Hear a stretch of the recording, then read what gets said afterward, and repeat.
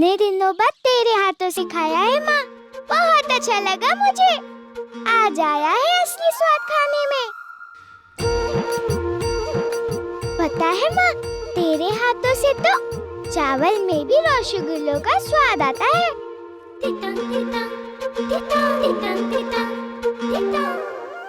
बहुत अच्छी है दुर्गा माँ,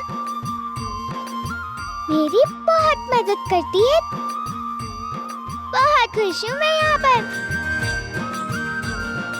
बहुत खुश, बहुत खुश, बहुत खुश। शक्ति, कैसी माँ हूँ मैं, तेरी इसी खुशी को ग्रहण लगाने जा रही हूँ। मुझे माफ कर देना दुर्गा माँ।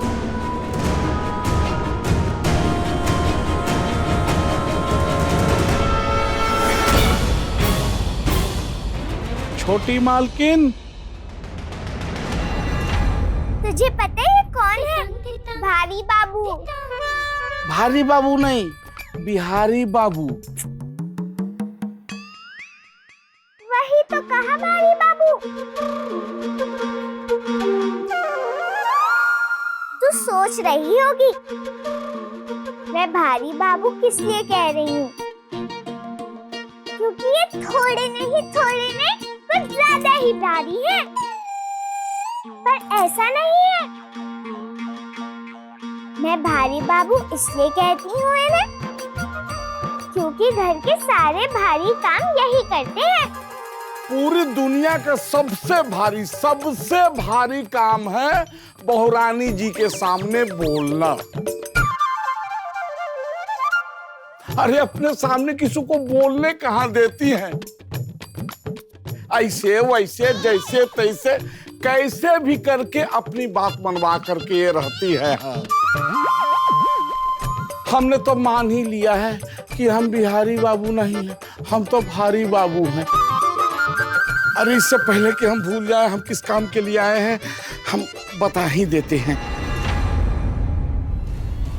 माताजी, आपको बड़े मालिक बुलवाए हैं। त्रिलोचन बाबू,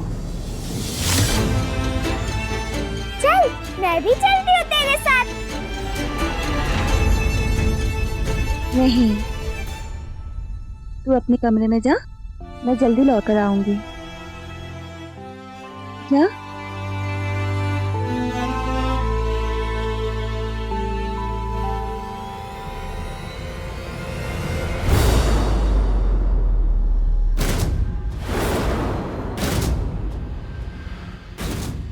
सामान बांध लिया अपना और बौंदिता का।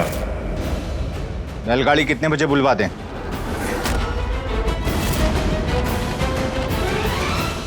अब से हम दोनों पति बाबू की बाड़ी में मजे से एक साथ रहेंगे, एकदम खुश खुश, है ना माँ?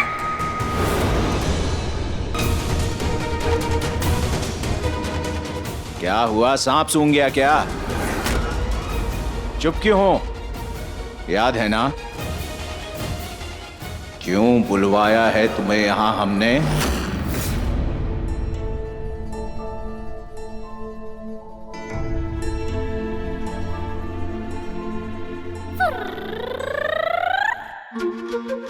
जितना आपने कहा था उतना ही पानी पिया है मैंने पति बाबू। शक्ति, ये तो बहुत अच्छी बात है बौंदिता। पति बाबू धन्यवाद। तुमने मेरी बात सुनी, इसके लिए धन्यवाद कहना पड़ेगा मुझे बौंदिता। ओहो, आपको नहीं कहना है, धन्यवाद तो बौंदिता कह रही है आपको। अच्छा, और बौंदिता मुझे धन्यवाद क्यों कह रही है? मेरी माँ को लेकर आए ना आप मेरे पास। बहुत खुश हूँ मैं माँ से मिलकर। अगर आप कहेंगे देखूंगी भी नहीं पानी और रसगुल्लों को। बहुत अच्छा लगा सुनकर कि खुश हो तुम। और भी अच्छा लगेगा मुझे अगर आप भी खुश रहेंगे मेरी तरह।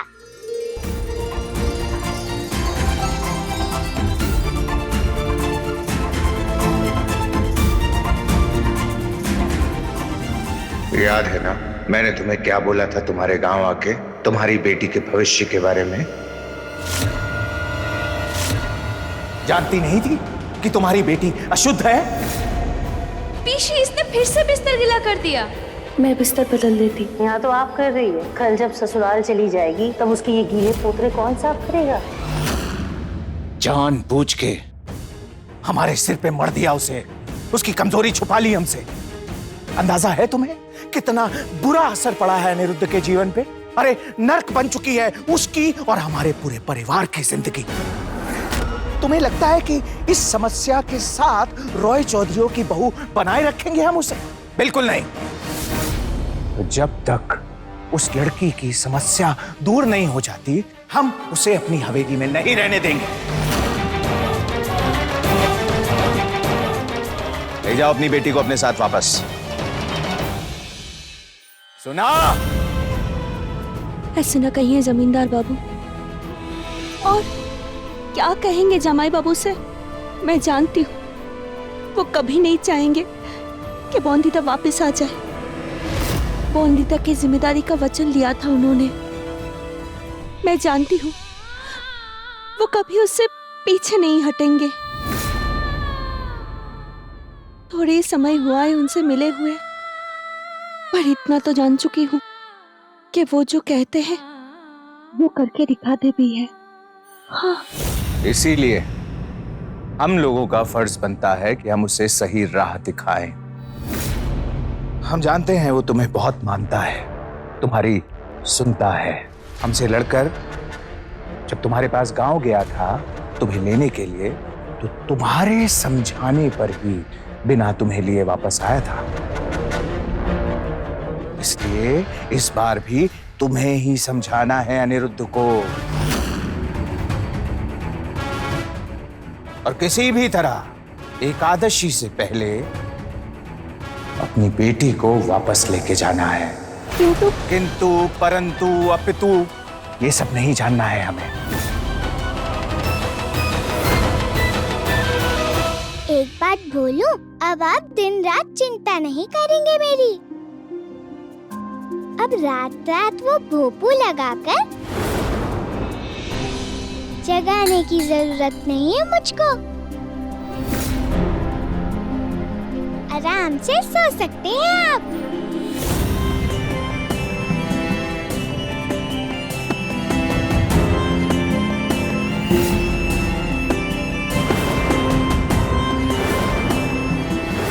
अब सुबह सुबह उठकर मेरी गंदी चादर साफ नहीं करनी पड़ेगी आपको।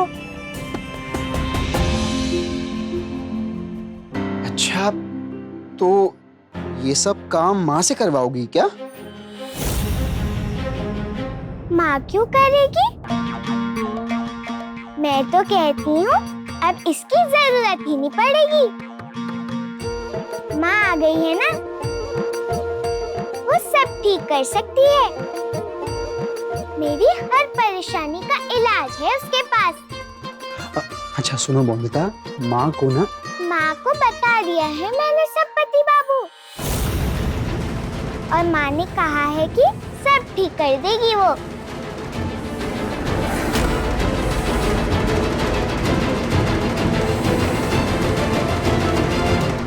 याद है ना एक शर्त के बदले शर्त रखी थी हमने? तुम शायद नहीं जानती कि तुम्हारी बेटी को एकादशी से पहले ठीक करने का नया फितूर चढ़ा है अनिरुद्ध के दिमाग पर। जानती हो, तुम्हारी बेटी की फैलाई गंदगी साफ करता है वो। जीना मुश्किल कर लिया है उसने अपना, और हम समझाएं तो चोट लगा लेता है खुद को। अरे अनिरुद्ध का खून निकलते हमने देखा है, तुमने नहीं। मैं आपका दर्द समझ सकती हूँ जमींदार बाबू। नहीं, कुछ नहीं समझ सकती तुम। अगर समझ सकती हो तो इतना समझ लो कि इसी में अनिरुद्ध की और तुम्हारी बेटी की दोनों की भलाई है। अनिरुद्ध ने चुनौती दी है अपने बाबा को, और अगर वो ऐसा नहीं कर पाता है तो जैसा कि उसने अपने बाबा से वादा किया है, वो बहू को वापस भेज देगा तुम्हारे पास, हमेशा के लिए। और हम एक बार और मौका देना चाहते हैं तुम्हारी बेटी को। तो अगर चुनौती का समय खत्म होने से पहले ही तुम अपनी बेटी को वापस ले गए तो इस चुनौती का कोई मतलब ही नहीं बनता। नहीं, हार का मुंह देखना पड़ेगा अनिरुद्ध को। लेकिन अगर चुनौती हारा अनिरुद्ध और फिर लौटना पड़ा बौंदेता को, तो वो कभी लौटकर हमारे घर नहीं आ पाएगी। और ऐसे में भले ही जिम्मेदारी ली हो अनिरुद्ध ने, पर क्या निभा पाएगा वो ये जिम्मेदारी? आज नहीं तो कल भूल नहीं जाएगा बौंदिता को। और एक बार बहू का रिश्ता टूट गया अनिरुद्ध से, इस घर से, तो क्या हमें देर लगेगी अनिरुद्ध का दूसरा विवाह करने में?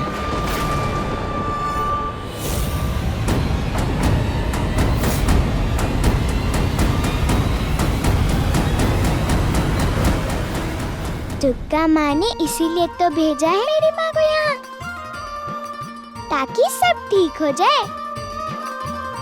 अपना ससुराल भी छोड़कर नहीं जाना पड़ेगा मुझे। माँ के साथ यहीं रहूंगी हमेशा के लिए।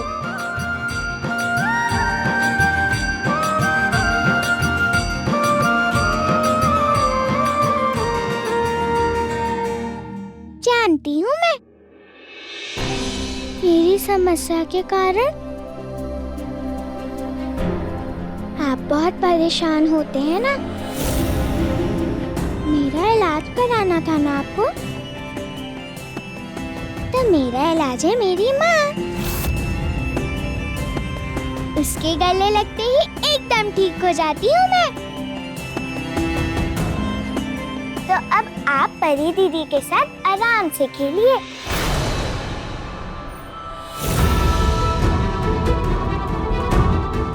मिनी, तुमसे अपने दिल की बात कहने आया है तुम्हारा अनिरुद्ध। मिनी, दिल की सुनना चाहते हो?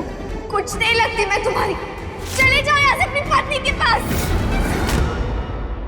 अच्छा लगता है ना आपको?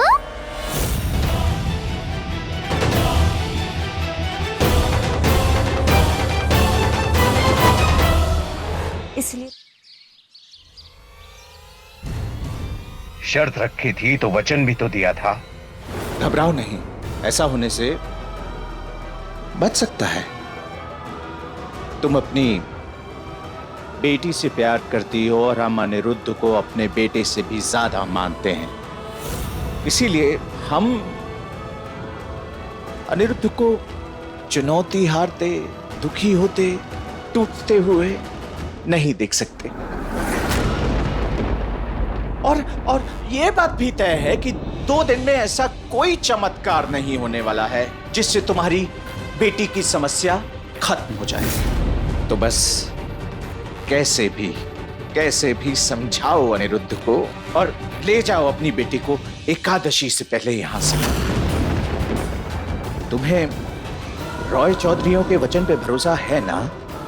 तो आज त्रिलोचन रॉय चौधरी तुम्हें यह वचन देता है कि जैसे ही तुम्हारी बेटी की ये बुरी आदत खत्म हो जाएगी, हम खुद लाएंगे अपनी बहू को घर वापस। नहीं होने देंगे अनिरुद्ध का दूसरा विवाह। और सुनो, तुम खर्चे की भी चिंता मत करो, वो सारी जिम्मेदारी भी हम उठाएंगे। अब 2 रास्ते हैं तुम्हारे पास। या तो एकादशी का इंतजार करो, हारने दो अनिरुद्ध को चुनौती, और फिर हमेशा के लिए ले जाना अपनी बेटी को अपने घर वापस, भूल जाना ये विवाह। या एकादशी से पहले ही ले जाओ बौंदेता को। मत हारने दो अनिरुद्ध को। खुद सोच लो, अब तुम्हारी बेटी के भाग्य में कुछ समय का दुख लिखना है या जिंदगी भर का, ये तुम्हारे हाथों में है।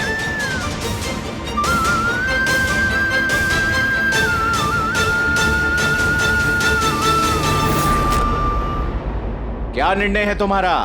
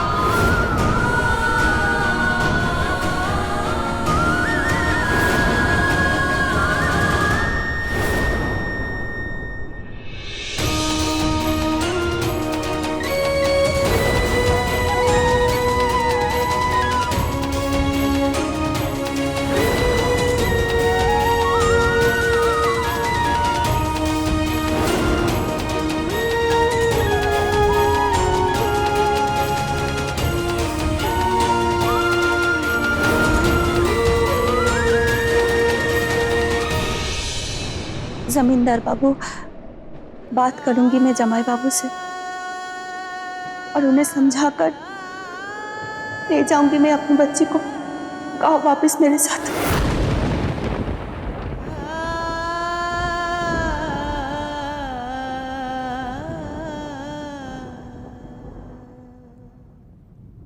और काका ससुर जी के साथ तैयारी कीजिए पूजा की। किताबें पढ़िए, इसका तो सबसे ज्यादा शौक है ना आपको। घूमने जाइए मोटर गाड़ी में, घूमना पसंद है ना आपको।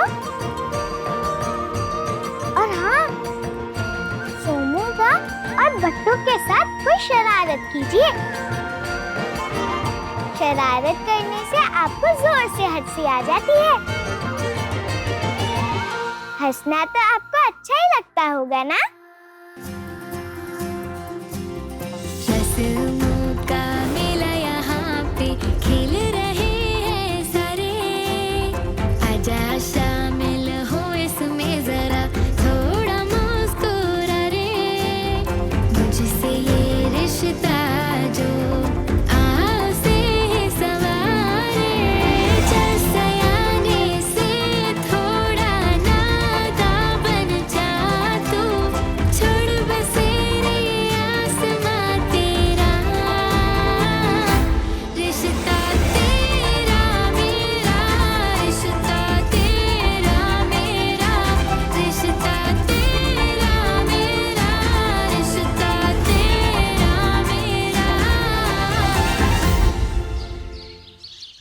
शाबाश, बुद्धिमान निकली तुम। ठीक है, जाओ फिर तुरंत जाके बात कर लो अनिरुद्ध से, समझाओ जैसे भी समझाना।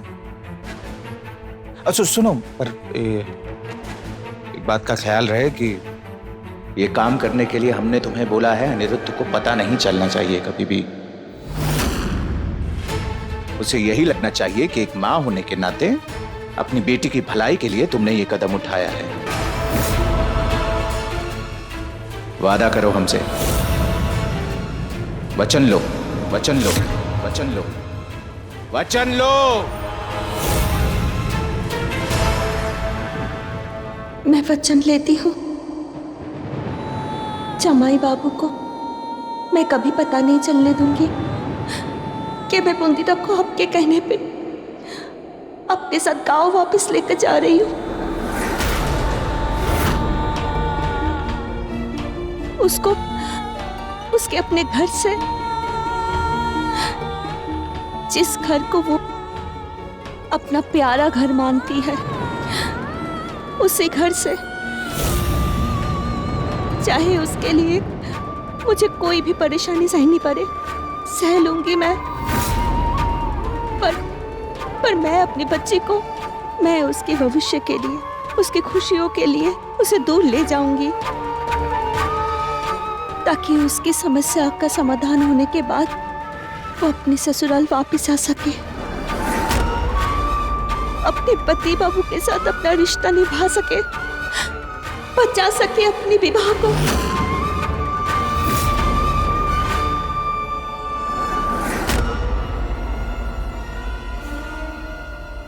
अब महा एकादशी पूजा सफल होने से कोई नहीं रोक सकता। इतनी चिंता करती हो तुम मेरी बोंदिता? कितना सोचती हो मेरे बारे में? इतना सब पता लगा लिया। पत्नी हूँ आपकी, कैसे पता नहीं होगा मुझे? लड़ लिया तेरे लिए सबसे, तुझे बचाया मैंने, तुझे। रोकिए इस विवाह को। मुंशी काका दिखता नहीं है बेमेल विवाह। ये आदमी इस बच्ची के दादा की उम्र से भी बड़ा है। बचा लो मेरी बोंदिता को।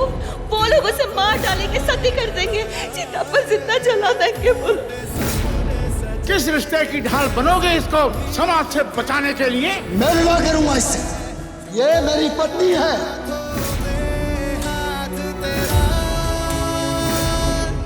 रिश्ता तेरा मेरा, रिश्ता तेरा मेरा, रिश्ता तेरा मेरा। तुम्हें नहीं पता बोंदिता, हमारा विवाह किन हालातों में हुआ था।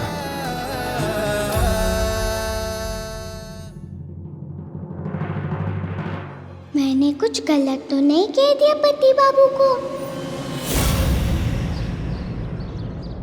माँ, कुछ बात करनी है। आप समझाओ ना बाबा को कि वो दहेज की जिद छोड़ दे। आप ही बताओ कि 5 बकरियों के लिए हम हमारे बहू को जाने देंगे? नहीं बेटा, ऐसा नहीं है। कल रात मैं तेरे बाबा को यही तो समझा रही थी, पर उन्होंने कितनी बुरी तरह से मारा उन्होंने मुझे।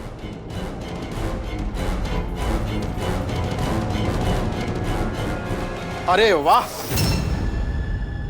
तुम यहाँ आ गए। लेकिन यहाँ क्यों आ गए बेटे? छुपे रहते ना अपनी पत्नी के पल्लू के नीचे। बाबा, मैं तो बस ये कह रहा था। बता ना। नहीं, बता दे। बता ही दे कि क्या सिखाकर भेजा उसने, क्या पट्टी पढ़ाया है। यही ना कि जा अपने बाबा की बात काट, उनका अपमान कर। तो क्या चाहता है? वो धोखा देते रहे, झूठ बोलते रहे, और हम उनकी बेटी को यहाँ इस घर में रखें। बाबा, क्या संपूर्णा सिर्फ अब उनकी बेटी है? आपकी कुछ नहीं लगती? इस घर की बहू नहीं लगती? मेरी पत्नी नहीं है? और अगर है तो क्या वो मेरी जिम्मेदारी नहीं है?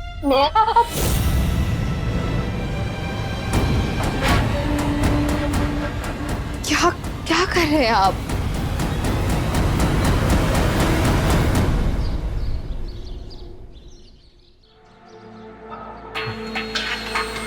माँ, आप यहाँ क्या बात है? कुछ चाहिए? जमाई बाबू, बोंदिता ने मुझे सब कुछ बता दिया है। इसकी आदत की वजह से आप लोगों को जो तकलीफ हो रही है, उसके लिए मैं आपसे माफी मांगती हूँ, क्योंकि इसमें उसका कोई दोष नहीं है। दोष है सिर्फ मेरा। माँ, आप क्यों माफी मांग रही हैं? बोंदिता के साथ जो हो रहा है वो बस एक बीमारी है, और उसका इलाज भी जरूर होगा। और अब तो आप भी आ गई हैं ना यहाँ, बोंदिता के साथ रहेंगी और मेरी मदद भी करेंगी ना समझने में कि क्या हो रहा है बोंदिता के साथ, क्यों हो रहा है। मतलब शायद कुछ खाने से, या ज्यादा पानी पीने से, या गलत समय पर पानी पीने से, या शायद ऐसा कुछ जो मैं नहीं जानता, इसीलिए नहीं समझ पा रहा। है ना माँ? कितनी चिंता है जमाई बाबू को बोंदिता की, कितनी कोशिश कर रहे हैं बोंदिता को ठीक करने के लिए। अब 2 रास्ते हैं तुम्हारे पास। या तो एकादशी का इंतजार करो, हारने दो अनिरुद्ध को चुनौती, या दूसरा रास्ता, एकादशी से पहले ही ले जाओ बोंदिता को।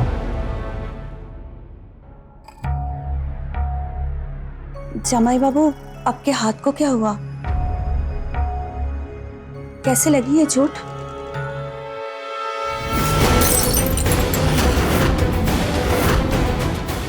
छोटी सी दुर्घटना समझ लीजिए इसे। पर बौंदता ने मेरे जख्म को भर दिया हल्दी डालकर।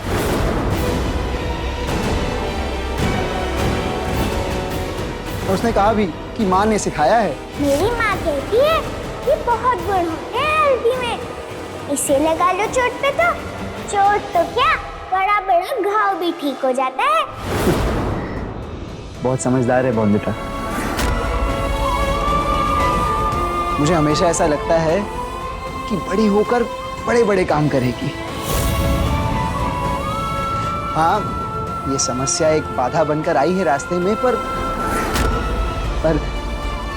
इसका भी हल निकाल लेंगे। आप जो हैं हमारे साथ, अब आप हमारा साथ देंगी ना माँ?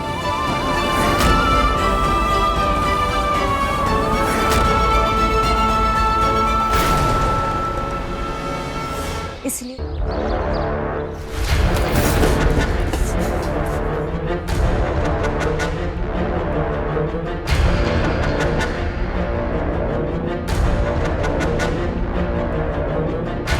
अच्छा रूप नहीं दिया क्या भगवान ने तुझे? या खाना बनाना नहीं सिखाया था हमने? क्यों अभी तक वश में नहीं कर पाई अपने पति को? अरे क्यों खुश नहीं है तेरा पति तुझसे? संपूर्ण क्या फायदा है इस रूप का जिससे तू अपने पति को अपने पल्लू से ही ना बांध पाए? कभी देखा है अपने पापा को मुझसे ऊंची आवाज में बात करते हुए? बोल ना, तू रात भर कमरे में करती क्या है? सिर्फ गाना ही गाती रहती है? क्या पत्नी का सुख भी दिया है जमाई बाबू को तूने?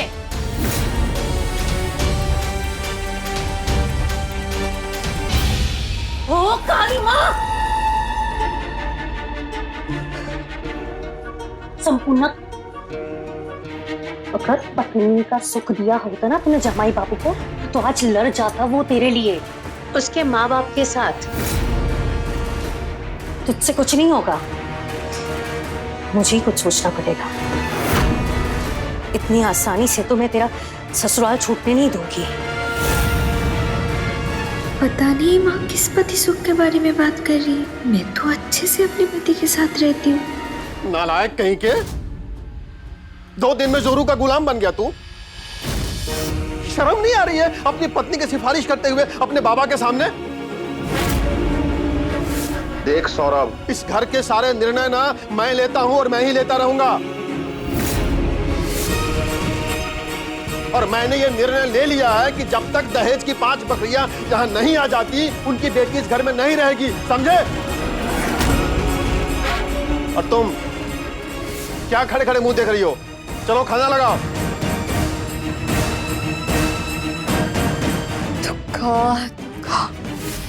बेटा, तेरे बाबा बहुत गुस्से में हैं। किसी की नहीं सुनने वाले हैं आज वो। और तू जानता है ना कि तेरे बाबा सब कुछ बर्दाश्त कर सकते हैं, लेकिन झूठ और धोखा नहीं। कहीं ना कहीं वो सही तो कह रहे हैं। आज 5 बकरियों के लिए धोखा दिया है, कल किसी और बात के लिए धोखा दे देंगे। मुझे तो बहू के लिए बहुत बुरा लगता है। बेचारी अपने माँ बाप के कर्मों की सजा भुगत रही है, लेकिन मैं कर भी क्या सकती हूँ? कुछ नहीं कर सकती मैं दुर्गा माँ।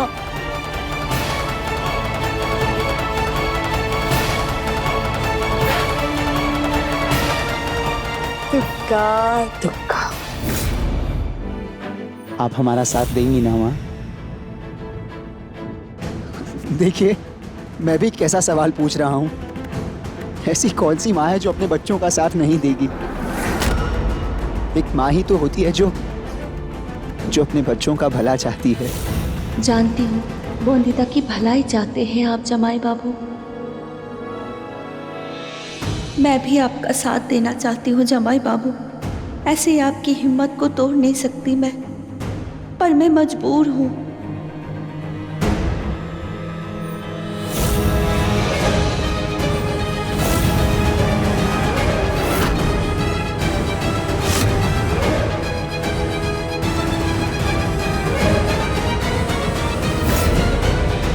किसी भी तरह एकादशी से पहले बेटी को वापस लेके जाना है।